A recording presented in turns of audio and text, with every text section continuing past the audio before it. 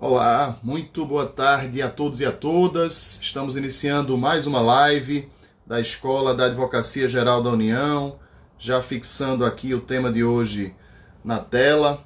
Vamos receber o colega Procurador Federal André Santa Cruz Ramos para tratar da temática da participação e da votação à distância em reuniões e assembleias de cooperativas e sociedades empresárias. Estamos aguardando o ingresso do professor André Santa Cruz aqui na live da Escola da AGU para que possamos dividir a tela com ele e começar a debater essa temática tão atual, objeto de uma medida provisória que foi convertida em lei agora no ano de 2020. Lembrar que essa sequência de lives organizadas aqui pela Escola da Advocacia Geral da União faz parte do projeto Escola em Casa, projeto idealizado por nosso diretor nacional Danilo Santana, que tem o compartilhamento de todos os coordenadores regionais da Escola da AGU.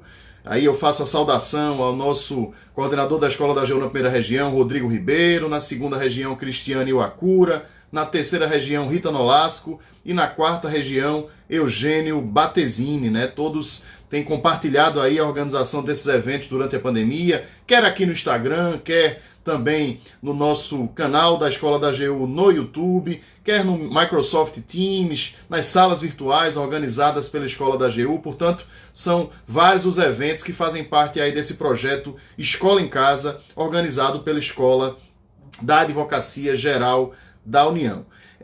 Lembrando que a temática a ser discutida hoje tem pertinência com a atuação do nosso colega André Santa Cruz, que hoje é diretor do Departamento Nacional de Registro Empresarial e Integração do Ministério da Economia. André Santa Cruz dirige esse departamento e esse departamento fez parte da organização dessa medida provisória, da concepção dessa medida provisória que se tornou depois a Lei 14.030 de 2020. Estamos aí aguardando o professor André Santa Cruz para que nós possamos começar a debater a temática. Aproveitamos aqui para convidar todos que ainda não são inscritos em nosso canal da Escola da AGU no YouTube para que se tornem seguidores, ativem o sino de notificação para que sejam informados dos eventos futuros e também das transmissões ao vivo que são organizadas pela Escola da Advocacia Geral da União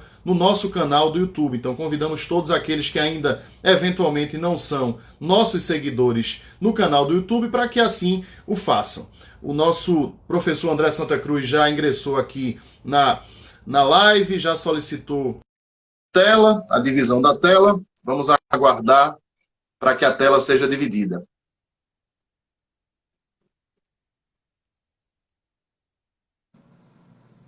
Olá, meu amigo, tudo bom? Consegue me ouvir bem?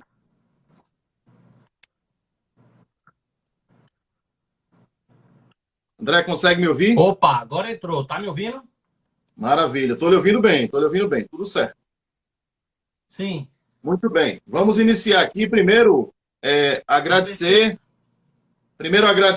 André, a sua presença, Para mim é uma honra muito grande recebê-lo, não apenas pela admiração que nutro por sua pessoa e por sua atividade profissional. Para quem eventualmente não sabe, André, ou Dedeco, como eu carinhosamente chamo, é meu colega de turma na Faculdade de Direito do Recife, mas me tornei fã do seu trabalho, em tantos anos aí como Procurador Federal, e por tantos cargos exercidos por André dentro da Advocacia Geral da União e fora dela, mas também pela atividade acadêmica do nosso professor André Santa Cruz. Eu vou ler, André, brevemente aqui algumas notas do seu currículo para que a gente possa começar a discutir a temática escolhida para essa live. Bom, André é doutor, olha aí, é doutor em Direito Comercial pela PUC de São Paulo, isso foi em 2014, tem mestrado em Direito Processual Civil aqui pela Universidade Federal de Pernambuco, que é o estado natal de André, é pós-graduado em Direito da Economia e da Empresa pela FGV do Rio e pós-graduado em Direito da Concorrência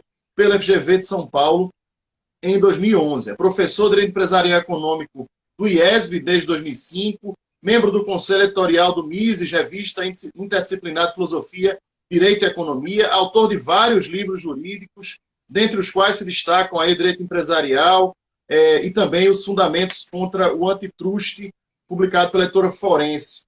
André é procurador federal, né, faz parte dos quadros da AGU desde o ano de 2004, portanto, há 16 anos, né, integra os quadros da Advocacia Geral da União, e atualmente, né, fora os vários outros cargos que ele já ocupou, ele está cedido ao Ministério da Economia para ocupar o cargo que ele está no momento, que é o de diretor do DREI, que é o Departamento Nacional de Registro Empresarial e Integração do Ministério da Economia.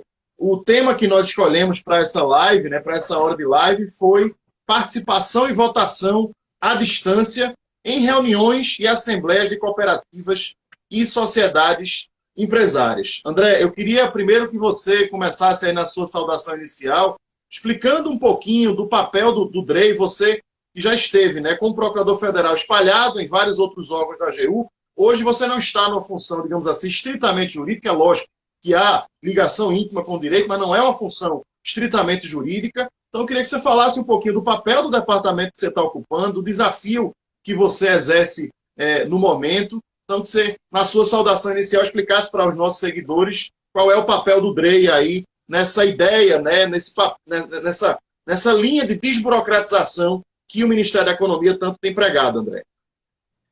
Ok, Marco. Obrigado, primeiramente. Obrigado pelo convite, obrigado pelas palavras. Realmente é um prazer e uma honra também para mim estar fazendo essa live. Primeiro por estar fazendo com você, meu amigo de longa data, desde 1998, quando ingressamos juntos na Faculdade de Direito do Recife, nos formamos em 2002. Depois nos reencontramos aqui em Brasília. Eu lembro que quando eu cheguei em Brasília, você foi me buscar no aeroporto. Verdade. Você já morava aqui em Brasília, né? Estava no Ministério da Saúde, se não me engano, né? Isso. E eu estava chegando para tomar posse aqui em... 2004. Isso foi em 16 de dezembro de 2004. E aí eu tomei posse no dia seguinte, E também é um prazer e uma honra também estar fazendo essa live, porque é uma live que a gente está fazendo aí no perfil da Escola da AGU, né? Local onde eu trabalhei por 2 vezes. Eu fiquei na Escola da AGU por 2 vezes. Primeiro, na gestão da nossa querida amiga Juliana Sayone. E depois na gestão do Gregory, o meu querido amigo Gregory, que fez também uma grande passagem pela Escola da AGU. Então, eu tenho um carinho muito grande pela escola. Creio que muita gente que trabalhava lá, quando eu trabalhei lá, ainda está lá. Então, se estiverem nos vendo aqui, nos ouvindo, eu mando um abraço, um beijo para todos que fazem aí a Escola da AGU e que é uma instituição que tem importância muito grande, né, para a nossa carreira. E por isso eu fico muito feliz de ter trabalhado lá e de estar fazendo essa live hoje aqui no perfil da escola. Bem, como você disse, Marco, eu estou cedido ao Ministério da Economia desde o início do ano passado, né, desde 1º de janeiro de 2019, né, nesse atual governo, para ocupar o cargo de diretor do DREI, que é o Departamento Nacional de Registro Empresarial e Integração. O DREI é um departamento que integra a Secretaria de Governo Digital, a SGD, que, por sua vez, integra a Secretaria Especial de Desburocratização, que, por sua vez, integra o Ministério da Economia, né? Então, essa é a escadinha aí até chegar lá ao nosso querido Departamento Nacional de Registro Empresarial e Integração. O que é que o DREI faz? Quem estuda direito empresarial, né, deve conhecer mais a fundo aí as atribuições do DREI. O DREI é um órgão que tem 2 missões, basicamente, que a gente tira até no nome dele, né? Registro empresarial e integração. Quanto ao registro empresarial, cabe ao DREI normatizar o registro empresarial no Brasil, né? Estabelecer todas as normas, esclarecer todas as dúvidas, orientar juridicamente as juntas comerciais, etc. Então, tudo que se refere a registro empresarial no Brasil, as normas são fixadas pelo DREI, são as instruções normativas do DREI, né? E, eventualmente, outros instrumentos, como ofícios circulares e tal, mas principalmente as instruções normativas. E também o DREI, nessa parte de registro empresarial, ele atua na supervisão, orientação, coordenação das juntas comerciais do Brasil inteiro, que elas são órgãos estaduais, elas não têm vinculação hierárquica ao DREI, né, administrativa, mas elas se subordinam ao DREI tecnicamente. Né, e devem, portanto, obediência aí a essas normas do DREI. E, além dessa função do DREI de normatizar o registro empresarial, o DREI cumpre uma outra função aí de cunho mais administrativo, que é gerenciar ou cogerenciar a política pública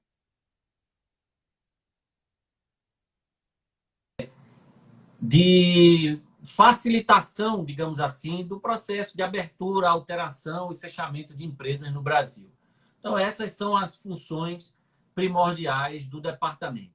No âmbito do registro, normatizar e coordenar a atuação das juntas e também ter um papel de gerir ou cogerir, junto com a Receita Federal, a Rede Sim, que é a rede que interliga todos os órgãos que se envolvem no processo de abertura de empresas.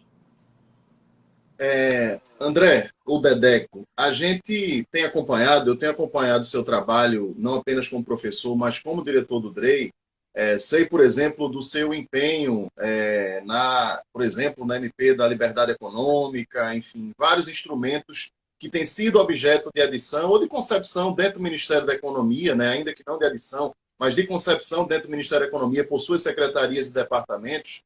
Né, e um dos instrumentos que, enfim, foram concebidos durante, né, a sua atuação, durante a atuação do ministro Paulo Guedes no Ministério da Economia, foi exatamente essa medida provisória 931, que é o objeto da nossa live desta tarde, que objetivou, né, o que dispôs sobre as assembleias e reuniões das sociedades anônimas limitadas, cooperativas e entidades de representação do cooperativismo durante o exercício de 2020. Essa MP 931 foi editada durante aí o período de pandemia e foi convertida agora no mês de julho, né, na lei número 14.030, né, de 2020. Então, eu queria que você falasse para a gente qual foi o contexto, né, o que motivou a edição dessa medida provisória, que pressões vocês sofreram para que ela fosse editada. Então, qual foi o contexto de edição da MP 931? Perfeito.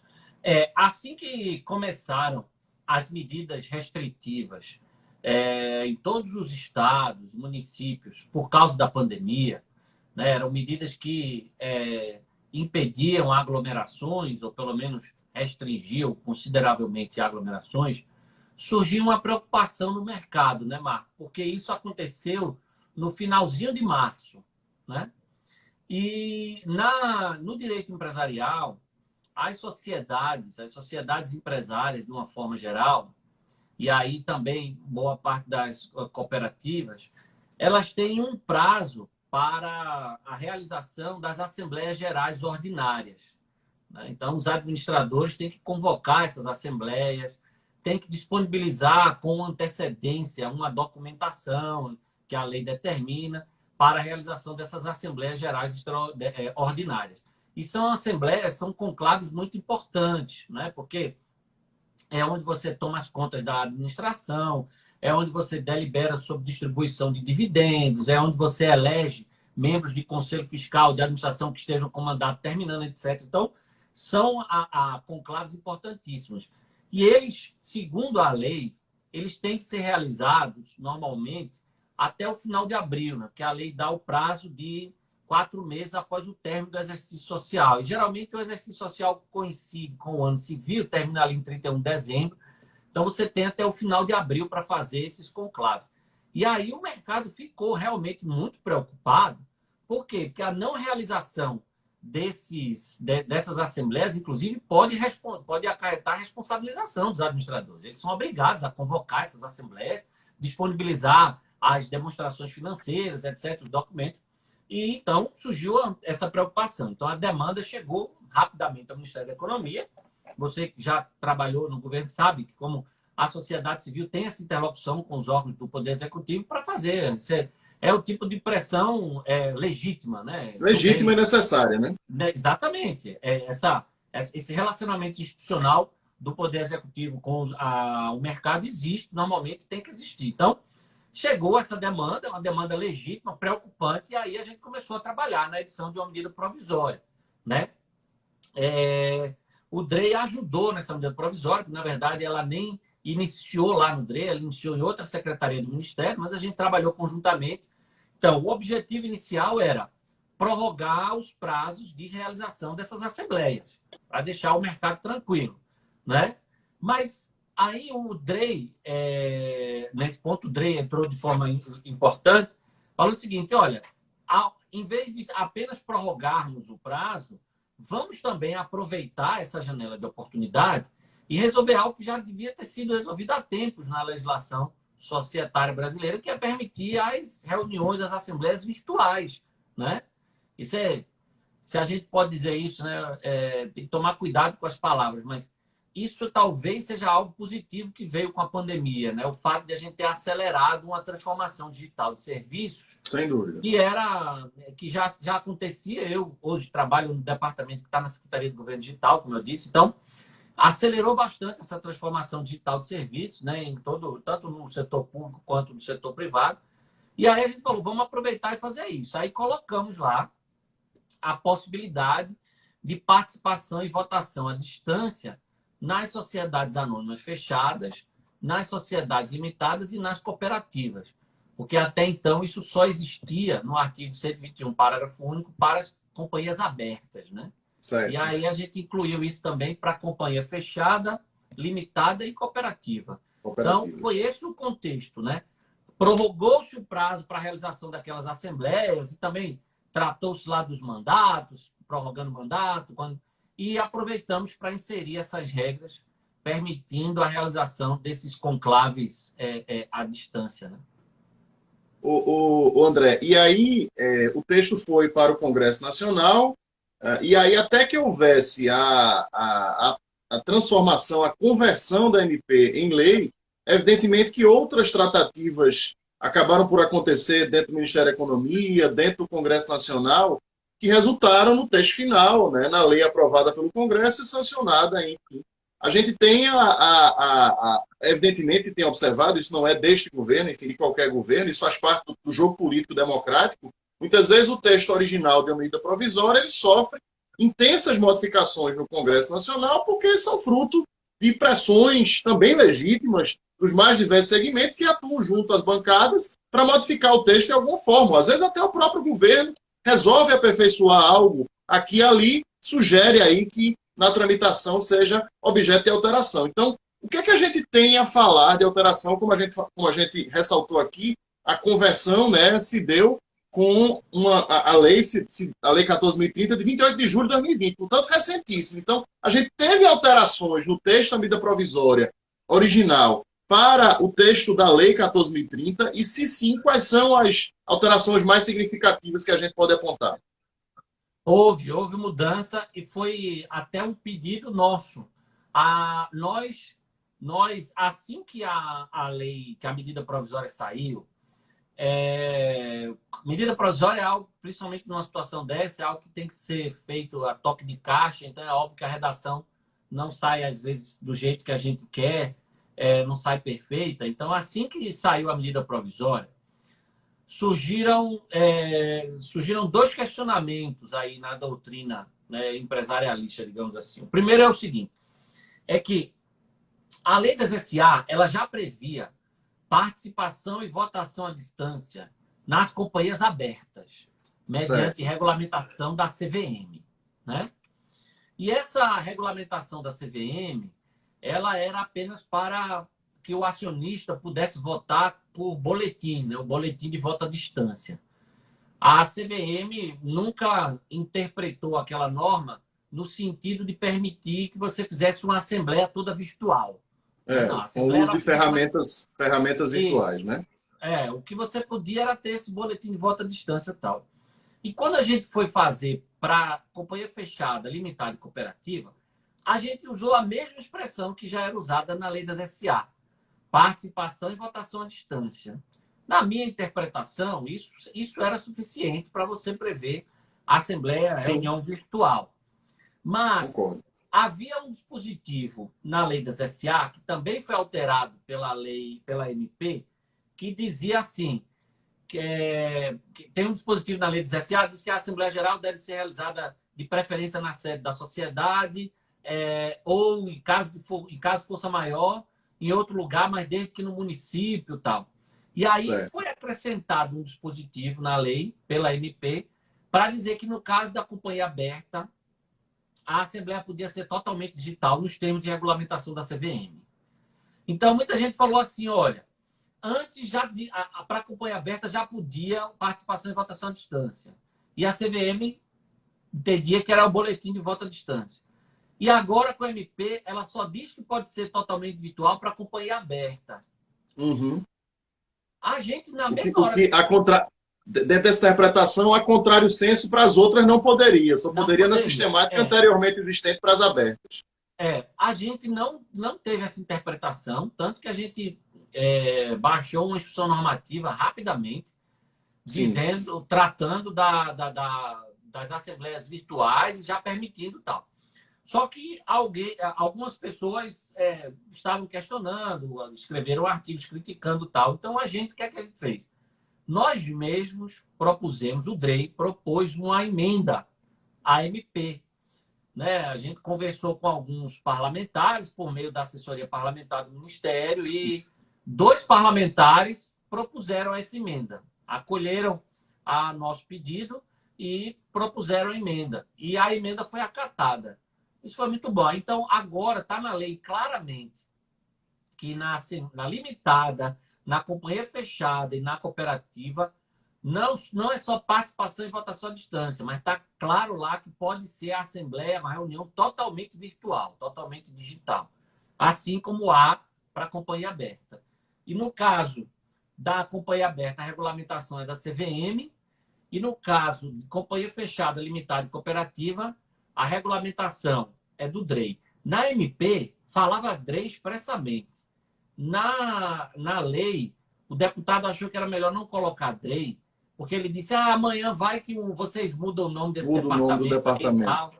Aí ele colocou órgão competente do Ministério da Economia, ou foi do Poder Executivo Federal, que é o DREI. Aí ficou. Então, resolve a lei mudou um pouco a MP, mas mudou para melhor. André, eu vou pedir para você explicar por que a regulamentação das companhias abertas é feita pela CVM, por que das demais é feita pelo DREI. Né? Eu sei que você colocou aí a previsão legal, mas há uma explicação de direito material para isso. Então, eu queria que você explicasse para os nossos seguidores o porquê da distinção quanto à regulamentação feita pela CVM, no caso das abertas, e pelo DREI, no caso das demais.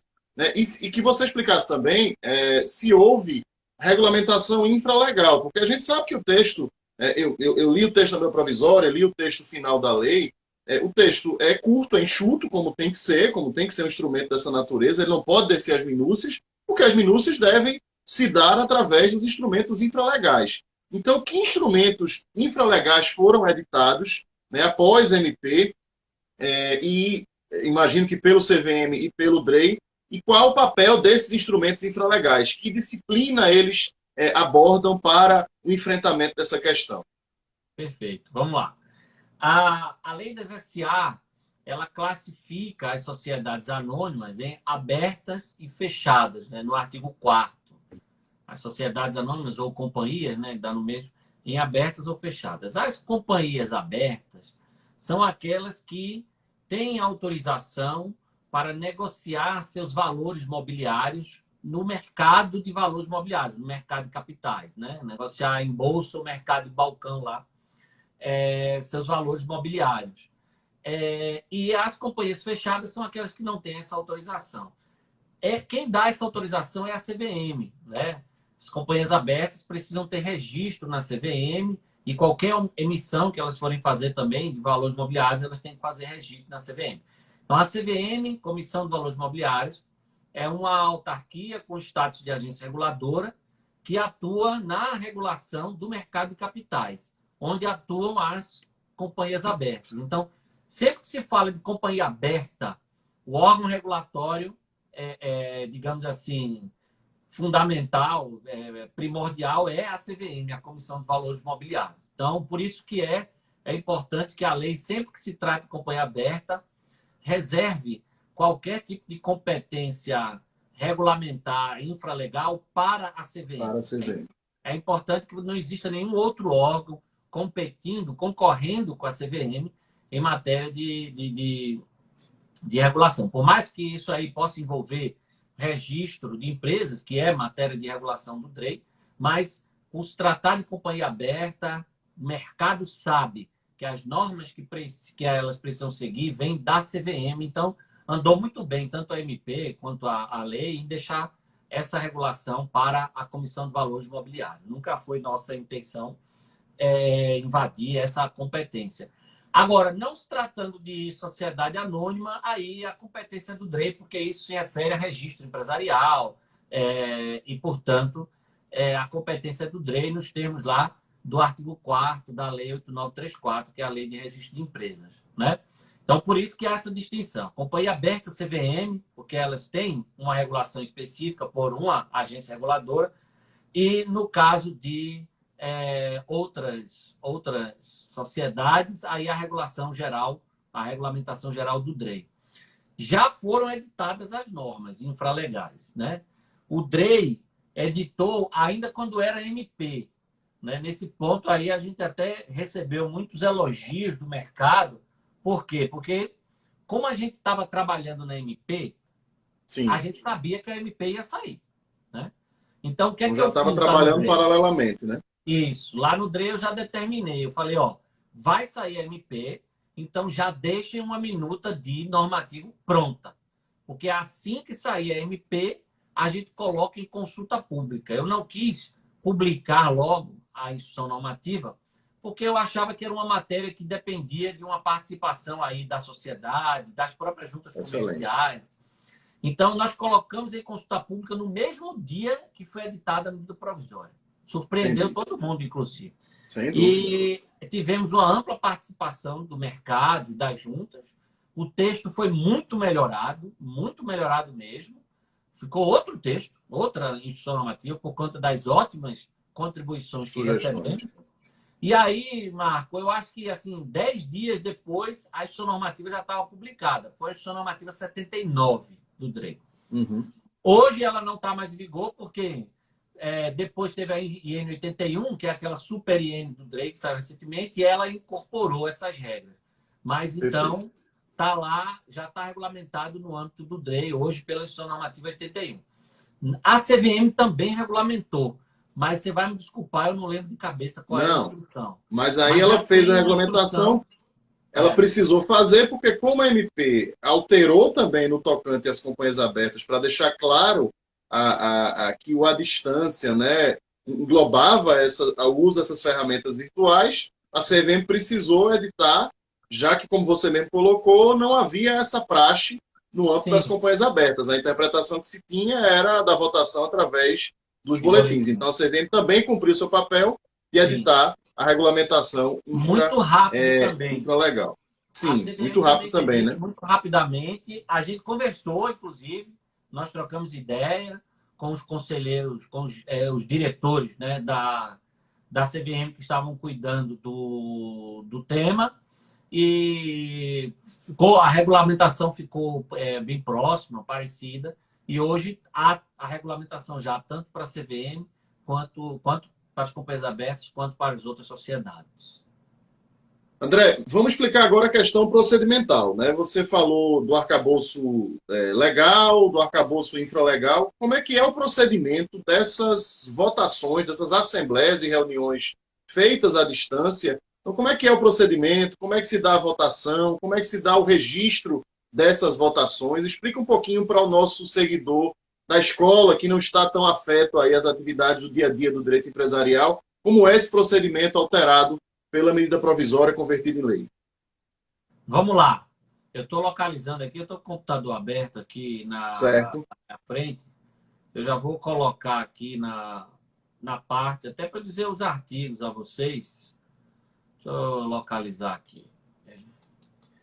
O que a gente fez, basicamente, Marco, foi deixar claro que agora é possível fazer a assembleia ou a reunião virtual ou digital ou semipresencial. Então, agora você tem 3 tipos, né, de reunião-assembleia. A presencial, que é o que já se fazia desde sempre. A semipresencial, que é aquela que você faz num determinado local físico e também permite que os sócios participem à distância, né? Então, ela é semipresencial. Quem quiser ir, vai. Existe um lugar onde está acontecendo o conclave. Quem quiser ir, vai. Quem não quiser, participa à distância. E pode também a assembleia ou a reunião ser exclusivamente digital, né? Aí não tem local físico. Ela é toda online. Aí, nesse caso, isso vai. Aí nós colocamos as regras, isso tem que ficar claro nos anúncios de convocação, etc, etc. E a participação à distância, ela pode se dar de 2 formas. Ela pode se dar por meio de boletim de voto à distância ou por meio de uso de sistema eletrônico que permita você participar e votar, né? Nesse ponto, é importante destacar que nós tivemos a preocupação de sermos absolutamente neutros na regulação do ponto de vista tecnológico, tá? Para não criar nenhum tipo de reserva de mercado e coisa do tipo. Então, nós fizemos uma regulação extremamente enxuta e focando nos aspectos mais importantes, mas que qualquer sistema hoje do mercado atende. Qualquer um, inclusive a versão gratuita desses sistemas. Então, não foi nosso objetivo criar nenhum tipo de regulação excessiva que pudesse dificultar restringir a tal ou qual ferramenta, né? Isso, exatamente. Então, tem gente que está fazendo, já ouvi dizer que gente está fazendo por versões gratuitas desses aplicativos que a gente tem usado aí para reuniões nossas e tal. Ou já existem outros que contrataram empresas especializadas. É óbvio que tem empresas que já começaram a vender produtos nesse sentido, né? Com softwares mais modernos e tal. É uma escolha da empresa. Se ela quer fazer algo nesse... A própria empresa pode desenvolver um sistema, se ela quiser, né? Se for uma grande empresa e tiver recursos tecnológicos para isso e tal, foi interessante para ela, ela pode desenvolver. Então, não há nenhum tipo de direcionamento na regulação nesse sentido, né? A gente colocou algumas funcionalidades que o sistema tem que ter. Por exemplo, tem que permitir o envio de documentos. Todos esses hoje permitem, né? Você compartilhar documento. Sim. Tem que permitir... outra coisa. A regulação da gente foi tão simples e tão enxuta que nós sequer colocamos que tem que ter, por exemplo, recurso de vídeo ou áudio. Pode ser um sistema exclusivamente por chat. Entendi. Você pode fazer uma acontecendo, né? Você pode fazer uma assembleia digital sem vídeo, sem voz, só por chat. Então, o presidente vai lá, estão abertos os trabalhos, bom dia a todos, peço que cada um aí dê um joinha para se identificar e tal. Isso é plenamente possível. É absolutamente possível. Agora, é óbvio que o pessoal tem usado mais os sistemas que permitem vídeo. Como você falou, até os gratuitos têm a possibilidade de uso de vídeo e de áudio, dificilmente vai se optar por isso, mas de fato é uma possibilidade. Há versões gratuitas aí que permitem você abrir salas de até 100 pessoas, entendeu? Então, assim, a não ser que seja já atende a boa parte das empresas. Cooperativa, que às vezes tem cooperativa com mais de 1000 cooperados. Aí realmente você vai ter que usar uma versão paga, provavelmente, de algum produto desse do mercado. Mas não sendo isso, é tranquilo. O Dedé, uma coisa que de alguma forma se questiona, eu me lembro na época que isso foi editado, e falo isso porque assim, essa sistemática da utilização das ferramentas virtuais acabou se dando também para assembleias condominiais, dentre outros aspectos. Sim. Então, assim, um aspecto Assembleia de credores em recuperação judicial. Recuperação judicial, isso. Então, um aspecto que se colocou era em relação à segurança, né? Como é que vocês regulamentaram, digamos assim, como isso fica retratado? É obrigatório se registrar em vídeo? Como se dá em relação às atas dessas assembleias e reuniões? Como é que é a segurança, digamos assim, do depois? Porque quando a gente tinha assembleia ou reunião presencial, é simples, né? Você tinha lá alguém registrando, alguém secretariando, aquilo depois era levado a registro, enfim. Então, você tinha todo um procedimento. Como é o procedimento para essas reuniões e assembleias virtuais? Então, o que eu tenho ouvido, Marco, do pessoal do mercado é que, na verdade, agora ficou melhor quanto a esse ponto da segurança. Porque antes não era tão simples assim. Antes, claro, se é uma sociedade que está tendo uma vida societária estável, né? Aí tudo bem, as assembleias Sem correm conflitos, né? tal, corre tudo bem, chega lá o presidente, o secretário, os outros sócios, né? Participam, cada um faz bem. Agora, em sociedades em que está havendo uma relação societária mais conflituosa, a assembleia presencial é um problema, velho. Tanto que muitas vezes tem sócio que quer levar notário, né? Quer levar tabelião para fazer ata Para fazer notarial. ata notarial. E aí o presidente não deixa entrar, é uma confusão, e o cara chega com liminar para autorizar a entrada, não sei o que, é uma confusão. E nem sempre, pô, em reunião, ou assembleia, em que você tem um controlador muito forte, acontece de tudo, meu velho. Nem sempre a ata retrata o que é a realidade, aí dá briga só, é muita confusão. Tanto que é ação para anular a deliberação assemblear, é ação para suspender, não sei o que. Agora ficou melhor, sabe por quê? Porque há uma regra na IN que diz que tem que gravar. A gente ficou até meio, na época, temeroso de colocar isso, de achar que a gente estava burocratizando demais, né? Aquela coisa que eu disse que a gente quis ser o mais neutro possível na regulação. Mas a gente fez, assim, gravar é tão fácil. Todos os aplicativos, todos os programas permitem gravação de forma tão fácil. Qualquer e amador armazenar isso consegue. numa nuvem é tão fácil que a gente falou, não, coloca para gravar. Então tem que gravar e tem que manter a gravação enquanto não prescrever a ação para anulação do conclave. Que Na verdade, você acabou aumentando a segurança, né? Aumentou a segurança, realmente. Porque com a gravação você propiciou isso. Agora você está tranquilo. Claro que ainda vai continuar, provavelmente, gente querendo fazer ata notarial, né? Pedindo. Tanto que a gente colocou na IN que pode o presidente autorizar, né? E o sistema tem que ter funcionalidade para permitir que terceiros participem e tal. Então, você dá uma senha de acesso, por exemplo, para um terceiro só observar. Porque, às vezes, o sócio também quer participar junto com um advogado, com algum consultor, tal, alguém, né?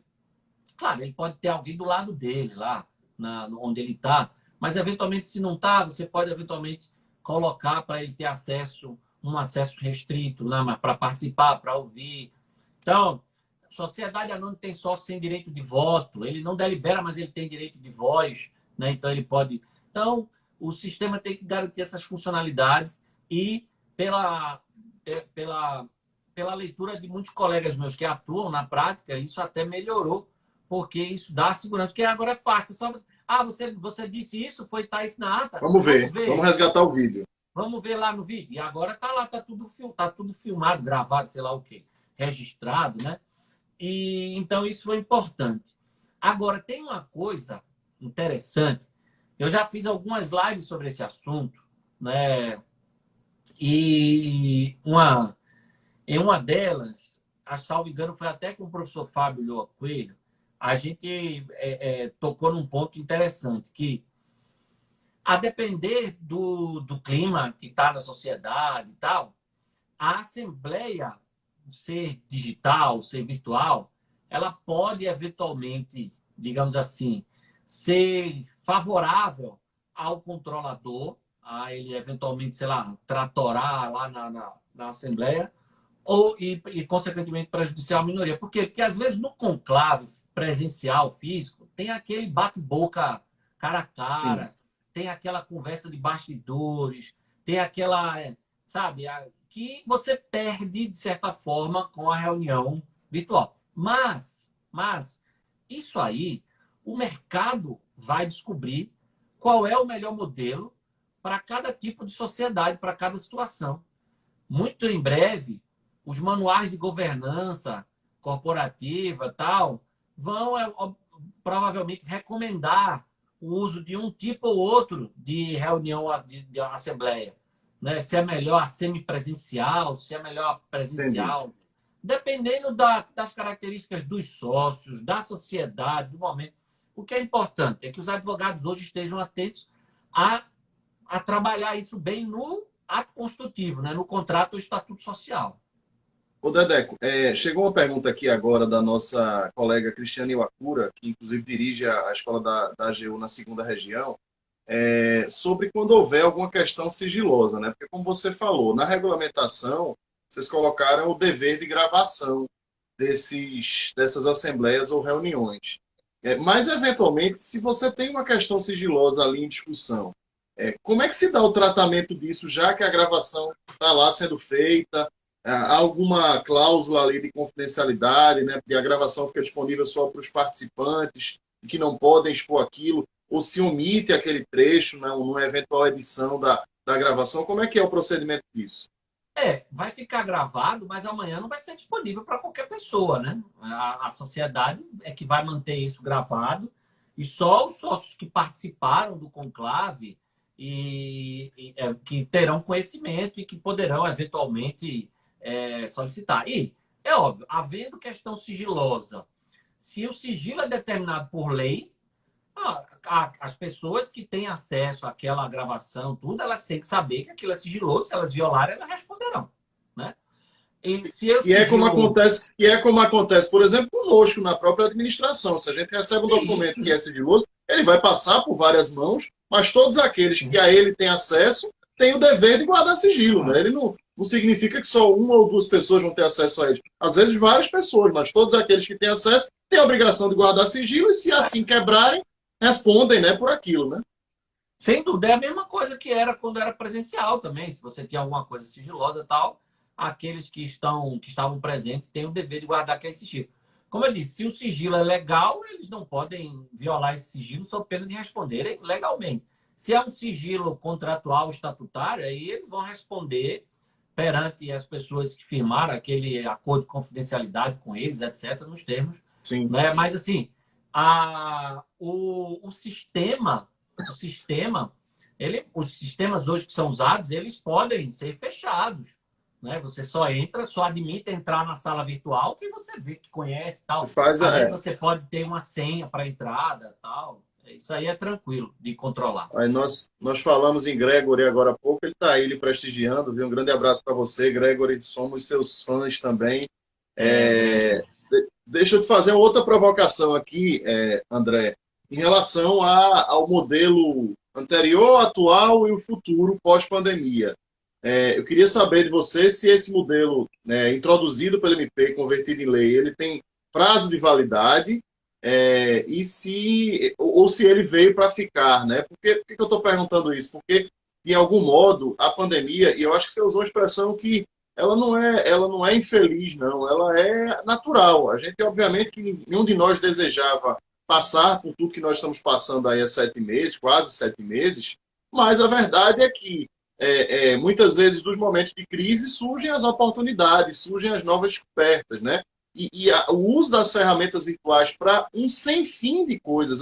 Nós estamos falando aqui numa live da Escola da AGU, nós não usávamos o Instagram para fazer live, nós não usávamos o YouTube para os nossos eventos, nós não usávamos o Teams, nós não usávamos as ferramentas que já tínhamos, muitas vezes até adquirido, mas que havia um preconceito e que hoje nós atingimos um universo de pessoas muito maior. Né? Eu ouço de muitos colegas, Dedé, em relação às sustentações orais nos tribunais, né, que tem tido uma aceitação muito maior por parte de ministros, desembargadores, no que diz respeito à atenção dispensada, né, que era diferente numa sessão onde tem um plenário grande, a dispersão era maior, então aquela janelinha provoca uma maior atenção, um maior cuidado. Muitos elogios ao plenário virtual, por exemplo, o Supremo Tribunal Federal, enfim. Então a pandemia, de alguma forma, ela deixa marcas. Então eu te pergunto, em relação a esse modelo introduzido pelo MP, né, se ele veio para ficar ou se ele tem prazo de validade. Boa pergunta. A MP, e isso passou para a lei também, quando foi convertida, ela tem algumas normas que são transitórias, temporárias, Essas normas, por exemplo, da prorrogação dos prazos para as assembleias, elas são só para o Sim. exercício de 2020, né? E elas têm outras normas que são permanentes. Essas das assembleias e reuniões virtuais são permanentes. Foram alterados a lei das cooperativas, a lei das SA e o Código Civil. Então, está lá agora, é lei, é para sempre. Pode fazer assembleia semipresencial, digital. Agora não volta mais. Foi uma conquista e um avanço, uma melhoria, uma modernização da nossa legislação societária que veio para ficar. Imagino eu, né, que numa situação de normalidade que voltaremos a viver dentro em breve, não retornaremos mais ao modelo anterior, né? É óbvio, as assembleias, me parece que o modelo das semipresenciais, aí como você colocou, talvez venha a ser o modelo mais frequentemente utilizado, né? Aquele em que ela vai acontecer presencialmente, onde essas articulações de bastidores entre os sócios mais importantes, mais influentes, acontecerá presencialmente, mas outros tantos, até por uma questão de deslocamento, praticidade, etc., estarão ali confortavelmente nos seus escritórios, nas suas residências, eventualmente, participando, acompanhando à distância e votando. Então, me parece, Sim. aí é a opinião de quem está de fora, André, de que essa vai ser a sistemática utilizada a partir de então, né, com o uso das ferramentas virtuais, mas, ao mesmo tempo, aquela sessão presencial acontecendo, como já está acontecendo em vários lugares, elas já voltaram a acontecer presencialmente, mas mesclando esse modelo semipresencial. Tem uma pergunta aqui. Primeiro teve um comentário elogiando a história da gravação, mas que tem um problema concreto. Por exemplo, as cooperativas que têm 8.000 cooperados, com um grande número de prestadores de serviço e colaboradores, são impedidos de votar. Muitos eram flagrados levantando plaquinhas na Assembleia Geral. E aí ele faz uma pergunta. Numa Assembleia Virtual, como fazer para identificar, por exemplo, dentre 500 CPFs?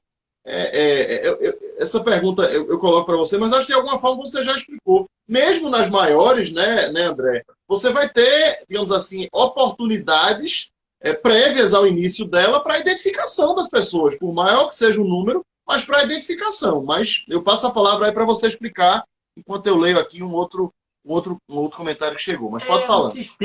Os sistemas eles podem criar mecanismos de acesso individualizado. Você enviar uma senha, um código para cada cooperado, e ele só consegue entrar com aquele código, com aquela senha, né?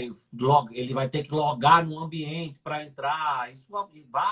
Várias plataformas têm esses mecanismos de acesso identificado, né? Então isso é possível.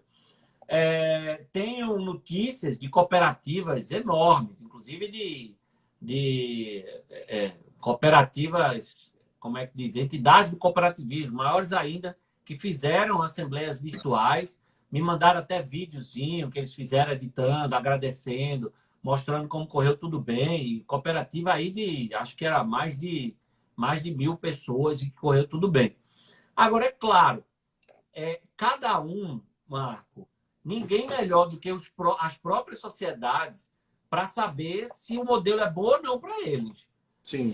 Se uma cooperativa entender que é melhor fazer presencial, faça.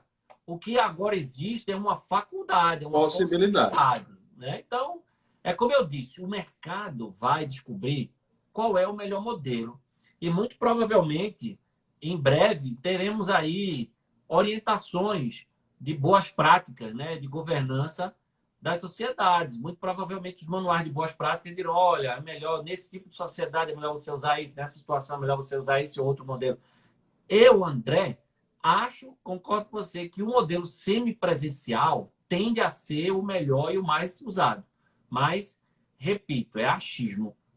A gente vai ter que esperar o tempo para ver com números, com dados, fazer pesquisa jurimétrica para ver qual é o modelo que mais está sendo usado, qual é o modelo que mais está dando problema tal, para se chegar a uma conclusão. É muito cedo ainda. A gente tem meses de medida provisória e de lei a gente tem aí 3 meses, 2, 3 meses. Pois então, é muito pouco. Com o tempo, o mercado vai descobrir qual é o melhor modelo.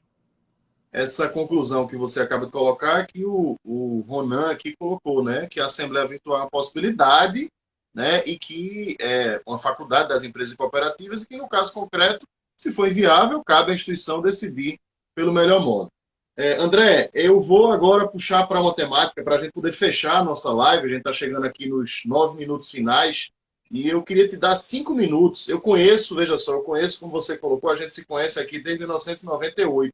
Eu sempre conheci suas posições econômicas, políticas, e acho que você hoje, de algum modo, está no lugar certo, né? Não apenas o seu histórico construído dentro da AGU, mas por estar vivendo uma realidade no ministério que defende a liberdade econômica, que defende a desburocratização, e você está ajudando a construir isso. Então, queria que você nos dissesse, né, se esse caminho tem sido sedimentado e se o Brasil ainda está anos-luz dessa ideia de liberdade econômica e dessa ideia de, digamos assim, uma sociedade desburocratizada, de uma máquina administrativa enxuta e desburocratizada. Eu sei que dá 5 minutos para você falar disso, é muito pouco, mas se você puder pincelar, só para a gente concluir com chave de ouro aí sua exposição.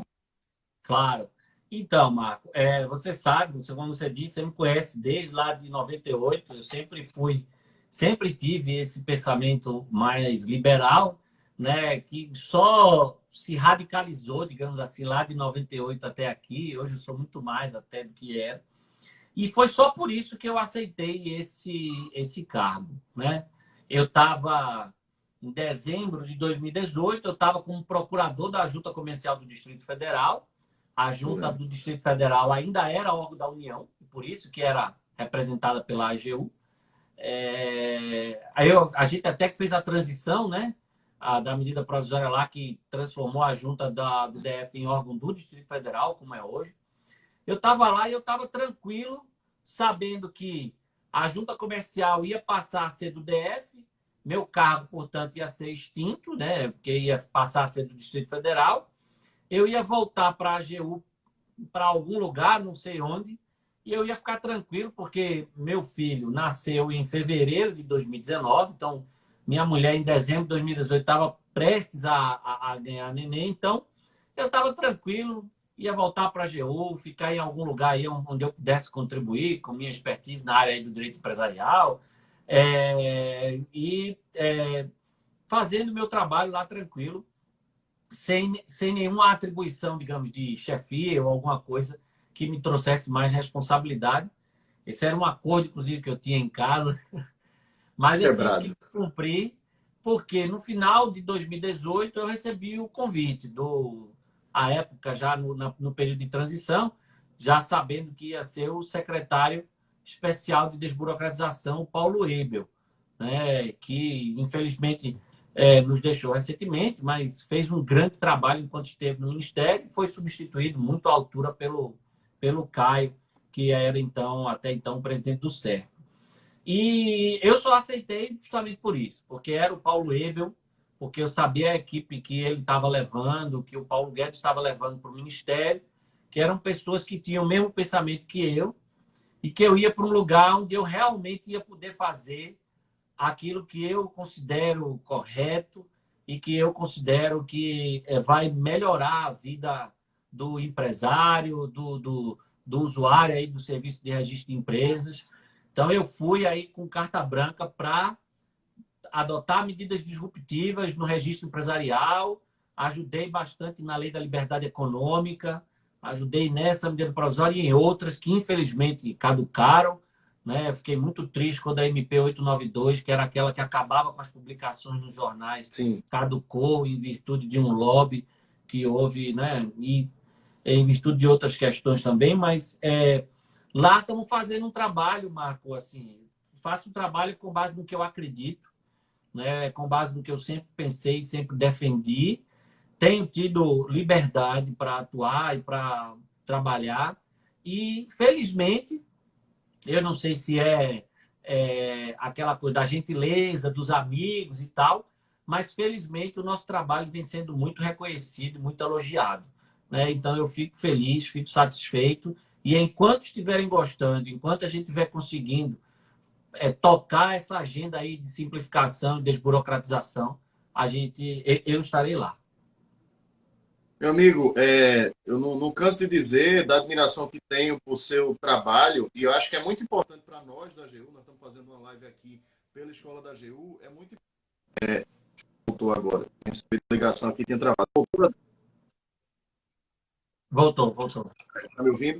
É muito importante para nós da AGU termos colegas como você em posições estratégicas do governo, né? Não necessariamente dentro da AGU, utilizando da sua expertise. E é o caso, esse é o caso, que você está no lugar certo, podendo transferir um pouco do seu preparo, do seu talento, dentro do Ministério da Economia. Então, foi motivo de muita honra para a gente você ter aceitado nosso convite para participar aqui da live da Escola da AGU, trazendo explicações muito didáticas, muito claras acerca dessa MP convertida recentemente em lei. A gente só tem a desejar ainda mais êxito, ainda mais sorte na gestão que você tem desenvolvido à frente do DREI. Obrigado mais uma vez. Passo a palavra para as suas considerações finais.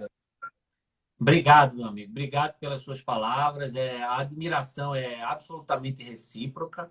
Admiro muito você desde a faculdade, né? Era o cara que fazia os nossos resumos lá, que a gente corria desesperado em véspera de prova. Marco Aurélio sempre foi o CDF da turma e tal. Eu era mais maloqueiro, vivia jogando sinuca, matando aula, mas consegui concluir a faculdade muito graças aos cadernos do Marco Aurélio, né? E obrigado, é um prazer, amigo, tá de novo com você, né? Desfrutando aí da sua companhia, ainda que virtualmente, né? A gente não se vê há tanto tempo, mas é sempre um prazer imenso. E obrigado mais uma vez a você e à escola, né? Você aí representando a escola da AGU por esse convite.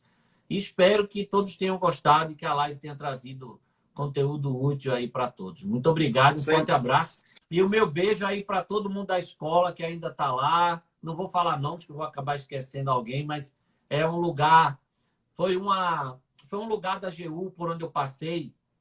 E das 2 vezes que eu passei, eu estava em momentos não muito bons e a escola me abraçou e por isso eu tenho um carinho muito grande por lá. A escola é sua casa, será sempre sua casa. Lembrar, gente, que essa live fica salva aqui no IGTV da Escola da AGU, é exportada depois para o nosso canal do YouTube da Escola da AGU e também as nossas lives da escola têm sido aos poucos colocadas também nas nossas plataformas de podcast, Spotify, Google Podcast, Apple Podcast, enfim, a gente tem várias maneiras aí de acessar as lives para quem eventualmente perdeu a transmissão ao vivo. Grande abraço, Tedeco. Até a próxima. Saúde, amigo. Até mais. Tchau, Valeu, tchau. até mais.